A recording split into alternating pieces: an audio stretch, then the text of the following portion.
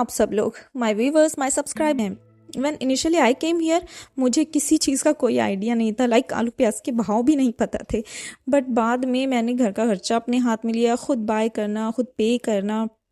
Then slowly I learn everything. और मुझे लगता है एटलीस्ट इतना तो हर लेडी को सीख लेना चाहिए, इंडिपेंडेंट बन ही जाना चाहिए इतना कि अगर लाइफ में कभी कोई ऐसी सिचुएशन आए कि आपको अकेले बाहर निकलना पड़ रहा है, जाना पड़ रहा है, कोई ऐसा टाइम आ गया कि ज़रूरत पड़ रही है, नीड पड़ रही है बाहर जाने की, तो फिर आप खुद अकेले बाहर जा सकें और उस सिचुएशन को हैंडल कर सकें, अकेले हैंडल कर सकें। So be prepared, make ready yourself. वैसे हम लेडीज़ ना बहुत स्ट्रांग होती हैं, बस हमें अपनी ताकत का, अपनी स्किल्स का पता नहीं होता है। तो खुद पे बहुत ट्रस्ट करें, यकीन रखें, क्योंकि आप अगर अपने आप पर बिलीव करेंगी, यकीन रखेंगी, तो सारी दुनिया का सामना कर पाएंगी। और अगर हम लोग खुद ही अपने आप को वीक समझें, कमज़ोर समझें, तो फिर कोई भी इजीली हमें डरा सकता है, हमारा फ़ायदा उठा सकता है। वैसे यहाँ ओमान में माशाल्लाह बहुत सेफ्टी है, कोई सेफ्टी इशूज़ ऐसे नहीं होते हैं, कोई प्रॉब्लम नहीं होता है। अगर आप अकेले भी बाहर जा रहे हैं, बच्चों के साथ बाहर जा रहे हैं, तो कोई मसला, कोई प्रॉब्लम नहीं होता है। तो वैसे भी Oman is the 5th safest country in the world in 2025। जगह जगह यहाँ पुलिस घूमती रहती है, तो कोई मसला नहीं होता। अगर आप अकेले बाहर जा रहे हैं तो काफ़ी सारी चीज़ों का आपको एक्सपीरियंस भी आ जाता है। मेरी तो शॉपिंग हो गई कंप्लीट और अब मैं वापस घर आ गई हूँ, जाके प्रिपेयर करती हूँ लंच।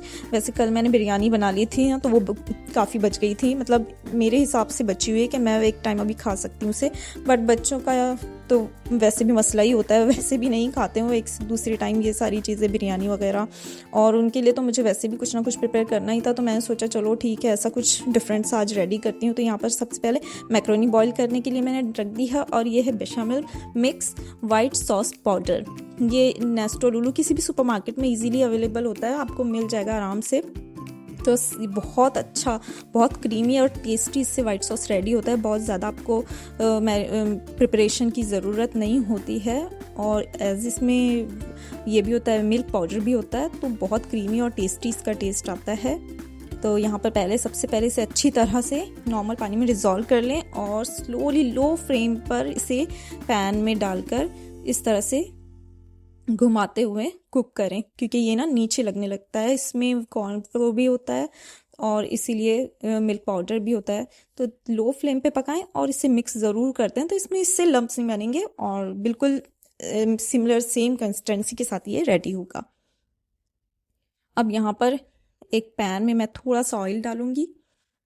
सबसे पहले मैक्रोनी अब प्रिपेयर करेंगे, और इस पैन में यहाँ पर मैंने ले लिया है गार्लिक।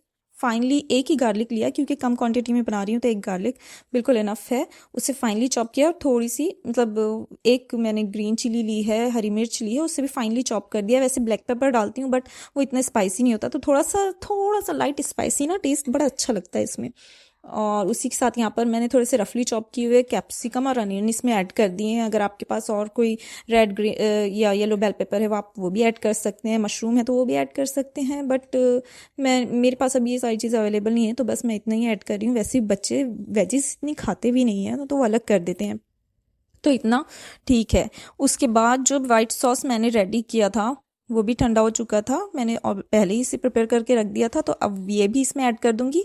वेजिटेबल्स को आपने ज़्यादा नहीं कुक करना है, बस वाइट सॉस डालने के बाद। और इस वाइट सॉस को बहुत थिक नहीं होने देना, आपने थोड़ा पतला ही रखना है, क्योंकि बाद में भी ये कुक होगा।